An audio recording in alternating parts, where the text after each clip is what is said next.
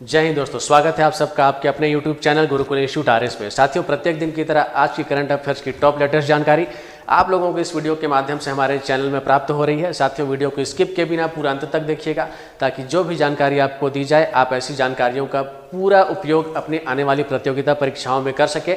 और मैं आपको प्रतिदिन की तरह यह जरूर कहूँगा कि जो भी जानकारी आपको मिलती है यहाँ से आप इन्हें इंपॉर्टेंस देते हुए ऐसे तथ्यों को, ऐसे महत्वपूर्ण कंटेंट्स को जरूर नोट कर लिया कीजिए और किसी भी प्रतियोगिता परीक्षाओं से पहले आप इसका सिस्टमेटिक वे में अध्ययन करके जाइए ताकि करंट अफेयर्स के प्रश्न जहाँ से भी पूछे जाए आप ऐसे प्रश्नों का सही उत्तर करके आ सके। तो चलिए देर न करते हुए शुरू करते हैं। आज की पहली जानकारी क्या है हमारे पास।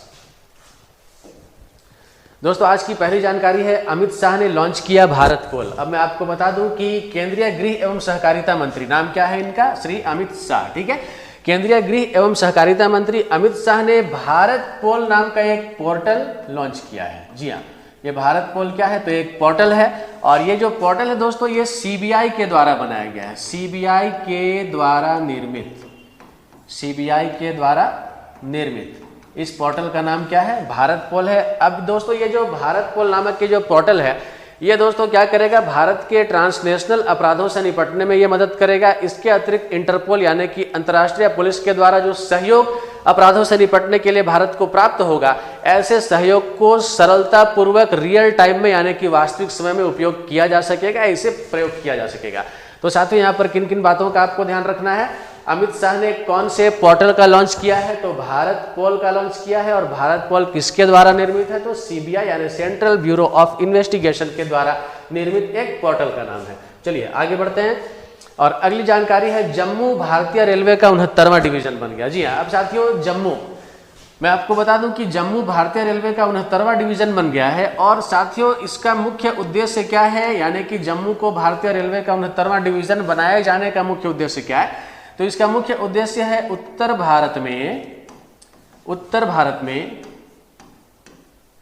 रेल कनेक्टिविटी को बढ़ाना, उत्तर भारत में रेल कनेक्टिविटी को बढ़ाना,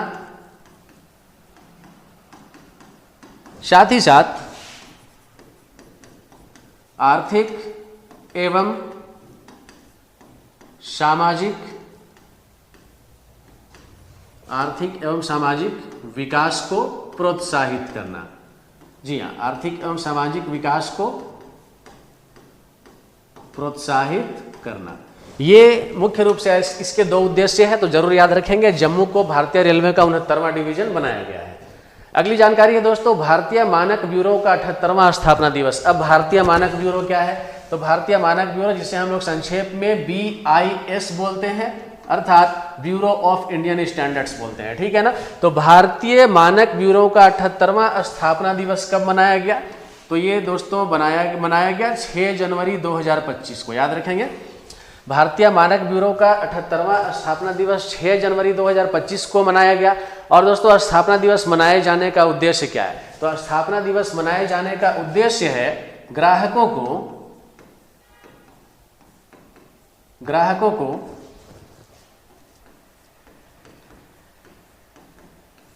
गुणवत्तापूर्ण सामग्री उपलब्ध करवाना तथा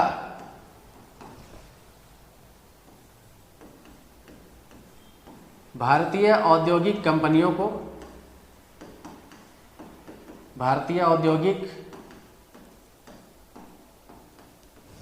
को वैश्विक स्तर पर, जी हाँ ग्लोबली तौर पे है ना, वैश्विक स्तर पर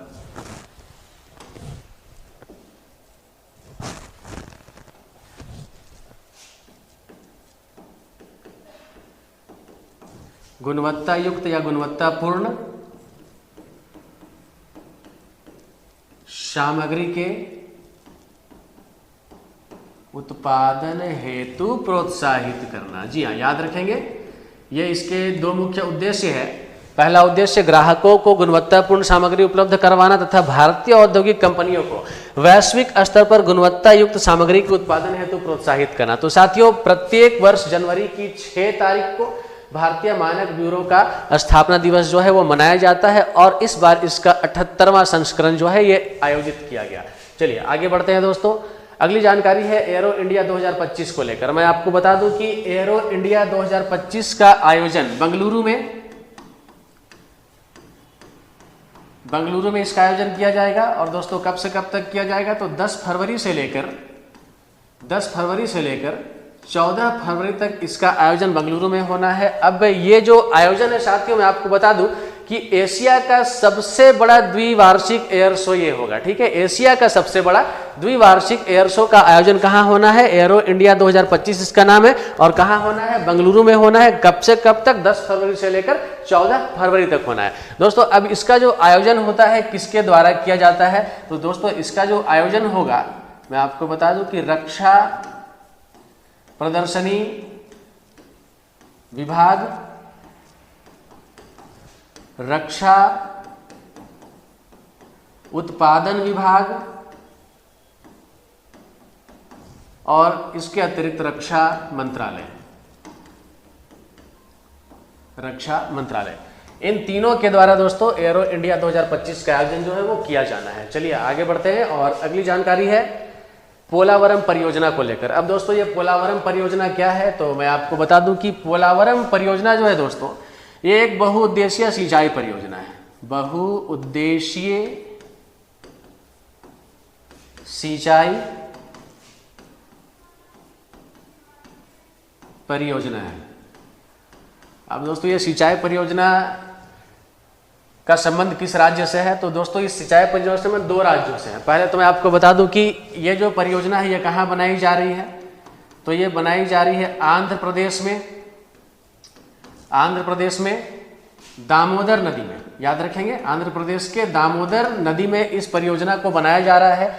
और दोस्तों ये अभी चर्चा में क्यों है, तो पिछले दिनों मैं आपको बता दूं कि तेलंगाना के मुख्यमंत्री जिनका नाम की रेवंत रेड्डी है, ठीक है, ए रेवंत रेड्डी, जिनका नाम क्या है, ए रेवंत रेड्डी, उन्होंने साथियों आईआईटी हैदराबाद को पोलावरम परियोजना के माध्यम से जो भी वहां पर तेलंगाना में प्रभाव देखा जा रहा है उसका, है ना, उसको लेकर के एक रिपोर्ट तैयार करने का आदेश जो है वो तेलंगाना के सीएम ए रेवंत रेड्डी के द्वारा आईआईटी हैदराबाद को दिया गया है। तो आपको मैं बता दूं कि ये जो पोलावरम परियोजना है, ठीक है, इन दिनों चर्चा में है। और मैं आप सभी को ये भी जानकारी दे दूं कि वर्ष 2014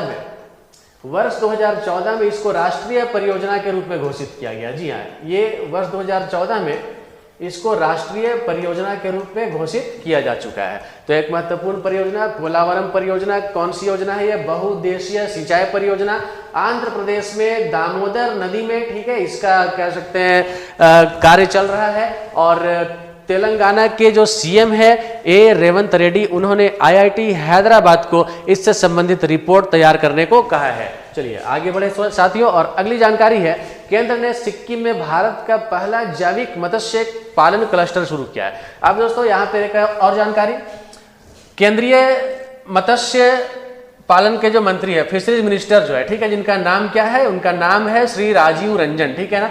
उन्होंने दोस्तों सिक्किम के सोरेंग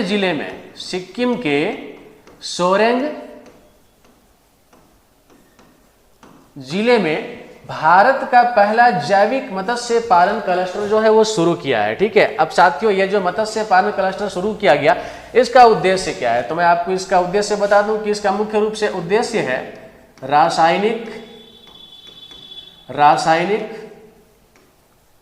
मुक्त तथा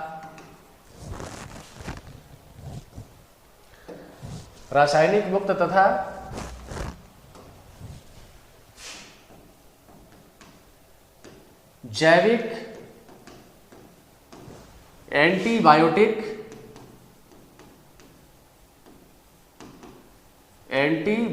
मुक्त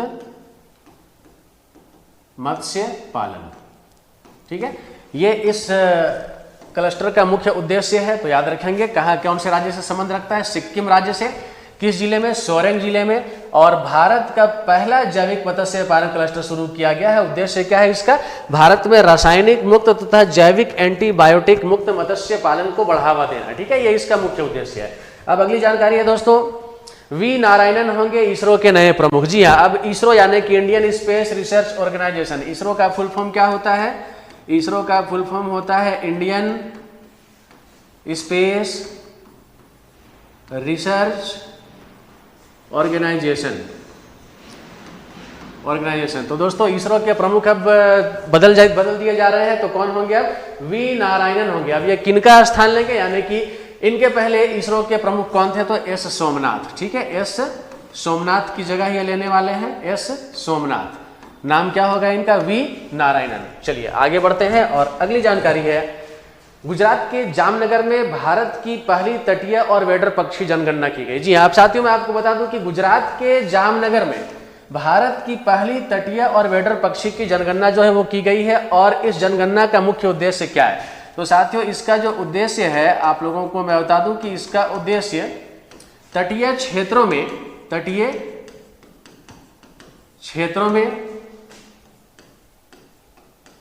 निवास करने वाले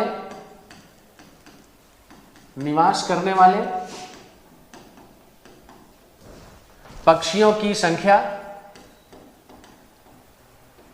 की संख्या तथा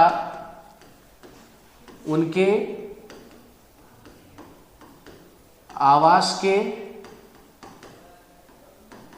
आंकड़े प्राप्त करना। जी हाँ, याद रखेंगे, गुजरात के जामनगर में भारत की पहली तटीय और वेडर पक्षी जनगणना शुरू की गई है। और इसका मुख्य उद्देश्य क्या है? तटीय क्षेत्रों में यानी गुजरात के तटीय क्षेत्रों में निवास करने वाले पक्षियों की संख्या तथा उनके आवास के आंकड़े उपलब्ध कराना या आंकड़े प्राप्त करना इस योजना का साथियों मुख्य उद्देश्य है। अब मैं आपको ले चलूं अगले स्लाइड की ओर, और अगला स्लाइड है क्विज के रूप में, जहां तक आप देख सकते हैं ऊपर में प्रश्न है और उसके नीचे आपको क्या दिया गया है? ऑप्शन दिया गया है ए, बी, सी एंड डी। आपको प्रत्येक प्रश्न का सही उत्तर का चयन करना है। तो दोस्तों चलिए स्टार्ट करते हैं आज के क्विज सेक्शन में कौन कौन से प्रश्न निकलकर सामने आ रहे हैं। दोस्तों पहला प्रश्न है, अभी हाल ही में गृह मंत्री अमित शाह ने पुलिस सहायता के लिए किस पोर्टल को लॉन्च किया है? तो दोस्तों इसका सही उत्तर कौन सा है? ऑप्शन ए, भारत पोल। ठीक है, याद रखेंगे ऑप्शन ए, भारत पोल। किसके द्वारा बनाया गया है? सीबीआई के द्वारा बनाया गया है। ठीक है, चलिए अगले प्रश्न की ओर बढ़े। अगला प्रश्न है, अभी हाल ही में जम्मू को रेलवे का कौन सा डिवीजन बनाया गया? तो दोस्तों जम्मू 69वां रेलवे डिवीजन बना है। इसका करेक्ट आंसर कौन सा होगा? Option B. नेक्स्ट क्वेश्चन, भारतीय मानक ब्यूरो दिवस कब मनाया जाता है? जी हाँ, भारतीय मानक ब्यूरो दिवस कब मनाया जाता है? प्रत्येक वर्ष जनवरी की 6 तारीख को भारतीय मानक ब्यूरो दिवस मनाया जाता है। और इस बार 6 जनवरी को इसका 78वां संस्करण जो है आयोजित किया गया। कहां आयोजित किया गया? नई दिल्ली में आयोजित किया गया। चलिए बढ़ते हैं अगले प्रश्न की ओर। एरो इंडिया 2025 का आयोजन कहां होगा? जी हां, अब एरो इंडिया 2025 का आयोजन कहां होगा यह प्रश्न है। तो दोस्तों इसका सही उत्तर अभी मैंने थोड़ी देर पहले आपको बताया था। सही उत्तर कौन सा होगा? Option A, Bengaluru. याद रखेंगे ऑप्शन ए, बेंगलुरु में इसका आयोजन जो है वो किया जाना है। अगला प्रश्न है, पोलावरम परियोजना को राष्ट्रीय परियोजना का दर्जा कब दिया गया था? साथियों जब मैंने आपको जानकारी दी सबसे अंत में मैंने आपको ये बात बताया था कि इसे राष्ट्रीय परियोजना का दर्जा कब दिया गया था? वर्ष 2014 में। मतलब कि इस प्रश्न का जो आपका सही उत्तर है ऑप्शन ए है, वर्ष 2014।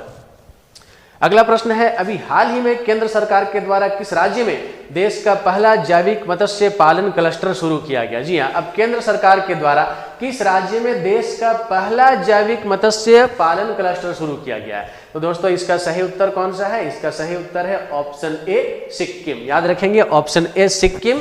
सिक्किम के सोरेंग जिले में, मैंने आपको बताया है सिक्किम के सोरेंग जिले में यह क्लस्टर जो है शुरू किया गया है।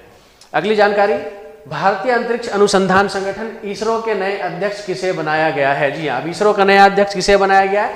एस सोमनाथ का स्थान इन्होंने लिया है। और इसका सही उत्तर कौन सा है? वी नारायणन। क्या है इसका सही उत्तर?